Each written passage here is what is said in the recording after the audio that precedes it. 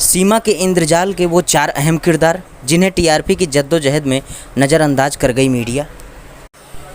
PUBG lover की love story से गायब हैं किरदार, कोई नहीं कर रहा इनकी बात, क्या होगा भविष्य।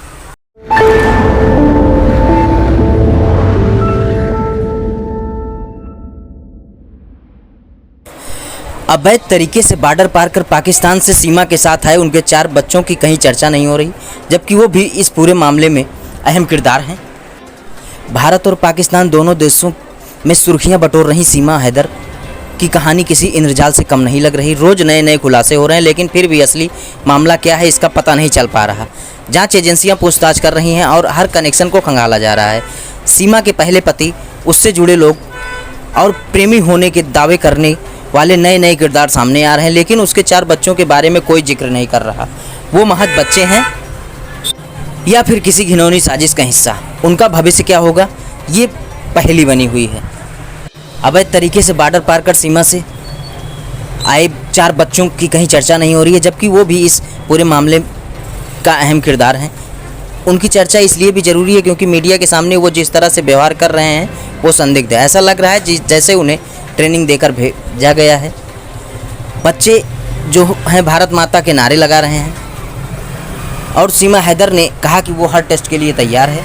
आपको बता दें कि सीमा के बच्चों से जब मीडिया चैनल ने बात की तो ज़ोर ज़ोर से भारत माता की जय के नारे लगाते दिखे। सीमा के बड़े बेटे का नाम फरहान है, लेकिन वह अपना नाम राज बता रहा है। वह कहता है कि उसे इंडिया में ही रहना है, यहाँ उसे अच्छा लगता है। पाकिस्तान में बोर होता है, यहाँ खेलने के लिए जगह है। पाक में ऐसा कुछ भी नहीं है। जब उसे अब्बू के बारे में पूछा गया तो कहा कि हमारे अब्बू नहीं हैं, नए सचिन अंकल बहुत अच्छे हैं, इन्हीं के साथ रहेंगे। भारत की सीमा में अवैध रूप से दाखिल हुई पाकिस्तानी महिला सीमा हैदर की शुक्रवार की शाम तबीयत अचानक बिगड़ गई, जिस कारण वह बेहोश होकर ज़मीन पर गिर गई। कस्बे के ही एक क्लिनिक संचालक द्वारा घर पर ही उनका उपचार किया जा रहा है।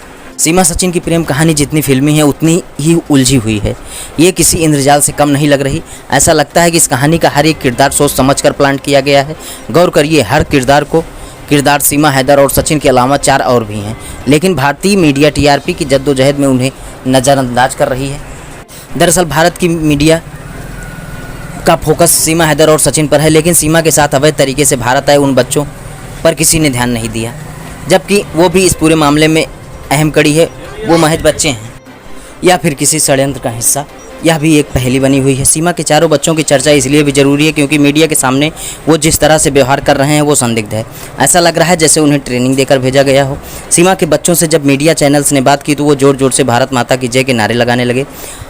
दूसरा, सीमा का बड़े बेटे का नाम फरहान है, लेकिन वो अपना नाम राज बता रहा है। ऐसे में अब यह सवाल उठता है कि कोई बच्चा बिना किसी के कहने पर भारत के हिंदुओं का दिल जीतने के लिए भारत माता की जय का नारा कैसे लगा सकता है, कैसे अपना नाम बदल सकता है। नाम बदला भी तो क्यों बदला, उसे कैसे पता कि नाम बदलने से क्या फ़र्क पड़ता है। इतना ही नहीं, अब उससे अब्बू के बारे में भी पूछा गया तो कहने लगा कि हमारे अब्बू नहीं हैं, जबकि दुनिया जानती है कि उनके अब्बू कौन हैं और कहाँ हैं।